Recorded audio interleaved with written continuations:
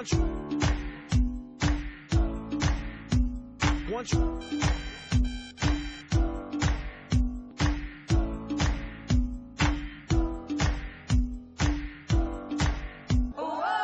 mong nararamdaman niyo? Pag sumusumpong yung aking hika, hindi lang makahinga. Pag naman sumumpong yung aking diabetes, halos mag-collapse ako. Kasi minsan, tumataas. Na-hospital po ba kayo? Madalas ako ma-hospital noon, nung nakarang taon. Sa hospital po ba? Sa Yangan. Nung nakalabas ako sa hospital, parang hindi ako kontento sa nararamdaman ko. Nagdamag akong lagang hindi makahinga. Kailan mo na-discover yung herbal? Noong isang taong mahigit na po yun January. Nung nakapanood nga ako kami ng asawa ko doon sa para tantunan niya sa Kate. Saan mo napanood? Sa Tita Brad? Opo, doon po. Pinutusan niya yung anak ko na hanapin yung lugar na yung kay Herrera na herbal para subukan namin.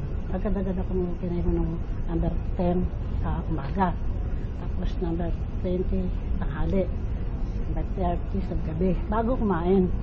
Nung mauubos ko na yun, talagang sabi ko, bakit ganito? Samantalang nakalabas ako ng ospital Hindi ko naramdaman yung ganitong ginhawa. Ngayon, naramdaman ko na to. Gano'n nyo na nakatagal yung herbal? Ay, magdadalawang taon na po.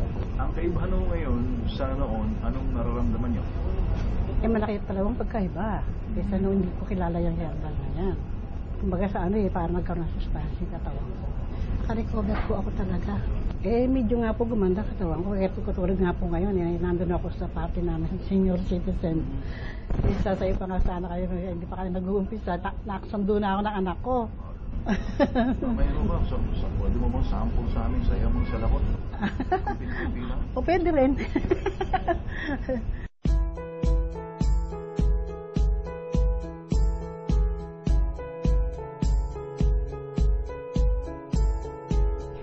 Ito po kasi taon na ho ang pag-inom ko ng anti-allergy, si Destimine tablets.